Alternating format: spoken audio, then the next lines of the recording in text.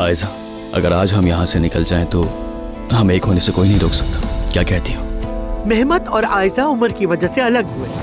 उमर ने अपने ही कजन की मंगेतर पर हाथ डाल दिया। जब लोगों को पता चलेगा कि तुम्हारा बेटा अपने ही कजन की मंगेतर को बेकार है तो कहाँ मुँह छुपाओगी?